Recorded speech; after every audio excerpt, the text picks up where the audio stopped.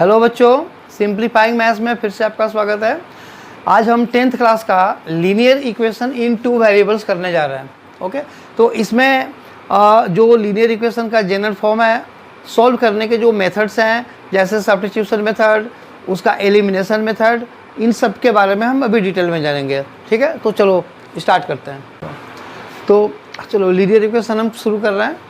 General form of a linear equation is ax plus by plus c equal to 0। Okay, for example 2x plus 3y plus 5 equal to 0 लिखो, या फिर 2x plus 3y equal to -5 लिखो, वो same बात है। ठीक है, तो ये हो गया हमारा जनरल इक्वेशन, यानी कि इसी फॉर्म में हमें लास्ट में आंसर को छोड़ना है दिस। और इसको तुम चाहो तो ऐसे भी लिख सकते हो, ax plus by is equal to c, इस वाले फॉर्म में भी लिख सकते हो। ठीक है, ये मत सोचना कि यहाँ पे जो प्लस है वो उधर जाएगा तो माइनस हो जाएगा, ऐसा कुछ नहीं है। मतलब एक टर्म x का, एक टर्म y का और एक कांस्टेंट, वो जो कांस्टेंट है वो उधर रखो या फिर इधर रखो, उससे कोई फ़र्क नहीं पड़ता। अगर तुम चाहो तो यहाँ पे प्लस माइनस लगा दो, यहाँ पे भी तुम चाहो तो प्लस माइनस लगा दो, तो इससे कोई फ़र्क नहीं पड़ेगा।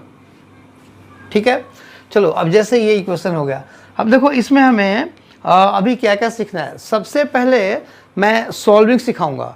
सॉल्विंग के बाद इनकी जो कुछ प्रॉपर्टी होती है जैसे unique solution, no solution, infinite many solution, वो हम उसके बाद करेंगे। पहले मैं तुम्हें सिंपली इक्वेशन को सॉल्व कैसे करते हैं पहले वो सिखाऊंगा, ताकि वो वाली चीज़ जो कंडीशन वाली जो चीज़ है वो ठीक से समझ में आए। ओके, तो हम एक पेयर ऑफ इक्वेशन, देखो ये जो general form of a linear equation है, इसमें हमें दो लाइनें एक साथ जब होगा तब हम उसको सॉल्व कर सकते हैं। तो जैसे मान लो कि फर्स्ट इक्वेशन अगर ये है 2x plus 3y plus 5 equal to 0, ये तो जनरल फॉर्म हो गया। अब सॉल्व करने के लिए मैं दूसरे इक्वेशंस में ले लेता हूँ। ठीक है, देखो क्वेश्चन अब है कि solve 3x minus 2y equal to 1, और जो सेकेंड इक्वेशन है उसको यहाँ पे लिख लो 5x plus 2y is equal to 13।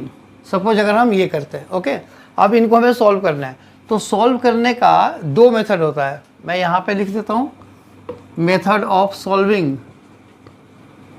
Method of solving linear equations in two variable।